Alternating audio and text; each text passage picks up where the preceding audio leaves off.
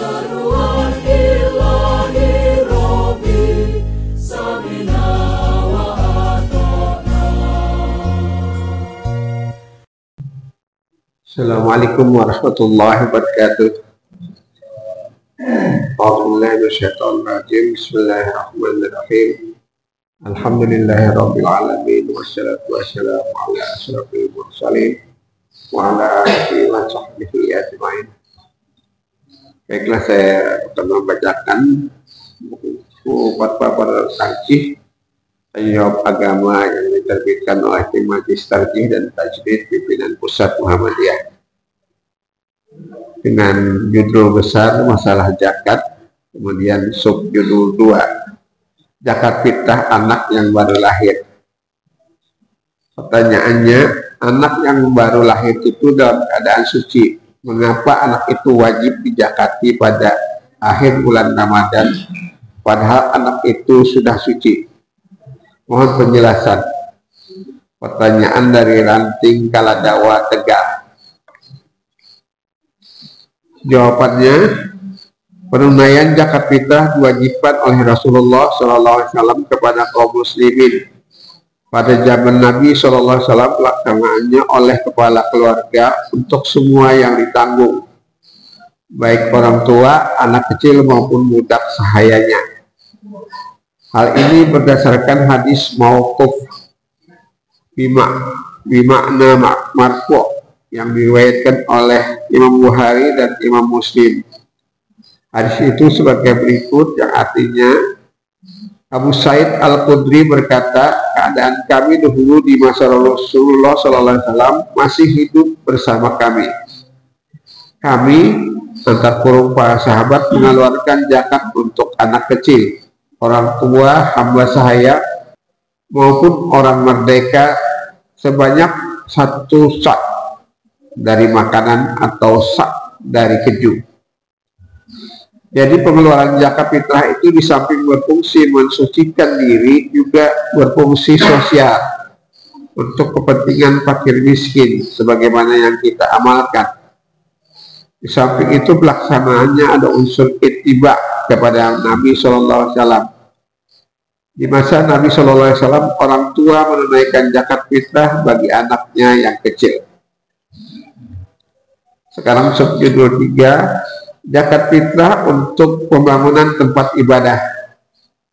Pertanyaannya, bagaimana menurut Tarjih, apakah zakat fitrah boleh digunakan untuk pembangunan tempat ibadah?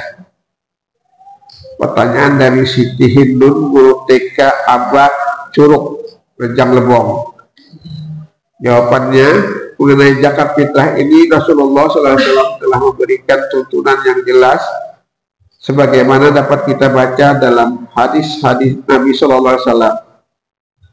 Hadis itu antara lain adalah, artinya Rasulullah SAW telah mewajibkan zakat fitrah sesudah Ramadan sebanyak 1 sak kurma atau gandum atas budak, orang merdeka, laki-laki, wanita, baik kecil maupun besar, dari orang-orang muslim.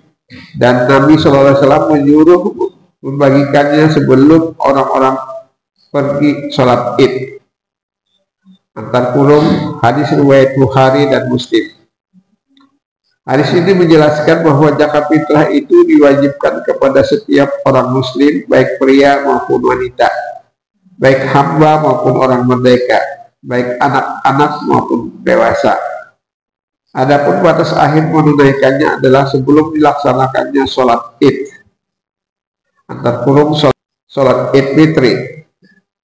Namun perlu ditegaskan di sini bahwa kewajiban menunaikan zakat fitrah bagi budak dan anak-anak pelaksanaannya tidaklah dibebankan kepada mereka masing-masing. Mengingat bahwa seperti budak dan anak-anak tidak mempunyai harta untuk membayar zakat fitrah itu sendiri, melainkan kepada orang yang menanggung pembiayaannya.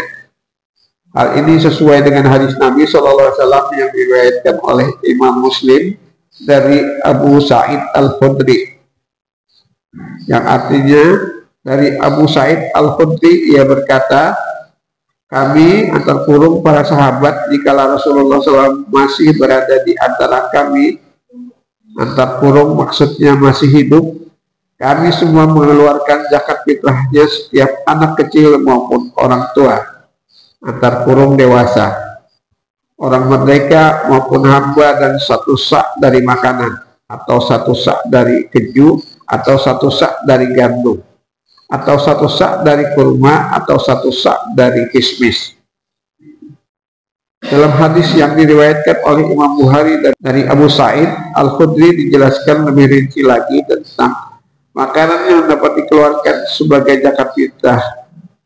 Hadis tersebut berbunyi, yang artinya dari Abu Sa'id Al-Khudri radhiyallahu anhu, ia berkata, kita mengeluarkan zakat fitrah 1 sak daripada makanan pokok, atau 1 sak daripada gandum, atau 1 sak daripada kurma, atau 1 sak daripada keju, atau 1 sak daripada kismis.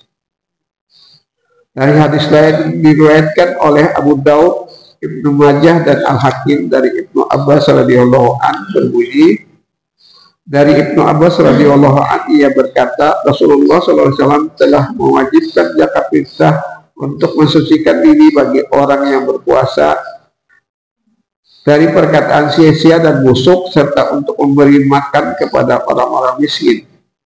Maka barang siapa yang melakukannya sebelum sholat id, maka inilah zakat yang diterima. Sedangkan orang melakukannya sesudah sholat id, maka itu sekedar sedekah, antar kurung tidak termasuk zakat fitrah. Dalam hal ini tegaskan mengenai fungsi dari zakat fitrah itu, yaitu pertama, untuk mensucikan diri bagi orang-orang yang berpuasa dari perkataan yang sia-sia atau tercela, dan kedua adalah untuk memberikan makan kepada orang-orang miskin. Pemberian makan kepada orang-orang ini diantaranya dimaksudkan agar mereka dapat merasakan kebahagiaan pada hari raya Idul Fitri tersebut. Menurut hadis ini jelaslah bahwa zakat fitrah itu menjadi hak penuh fakir miskin. Dan oleh karena zakat fitrah itu sudah menjadi haknya, maka apabila mereka akan menggunakannya untuk pembangunan tempat ibadah, maka tidak ada larangan apabila fakir miskin pemegang hak atas zakat fitrah itu merelakannya. Suatu contoh, di suatu pemukiman yang mayoritas penduduknya miskin, untuk sekedar berhari raya relatif terpenuhi kebutuhan mereka, tetapi masih memiliki bahan makanan dari pembagian zakat fitrah. Sedangkan masyarakat setempat sangat memerlukan sarana peribadatan. Tidak ada larangan para fakir miskin itu merelakan haknya itu. Demikian saya telah selesai membacakan buku Tanya Jawab Agama fatwa-fatwa tadi ini, dan marilah kita tutup dengan membacakan Subhanakallahumma wa bihamdika asyhadu an la ilaha illa anta astaghfiruka wa atubu ilaik. Assalamualaikum warahmatullahi wabarakatuh.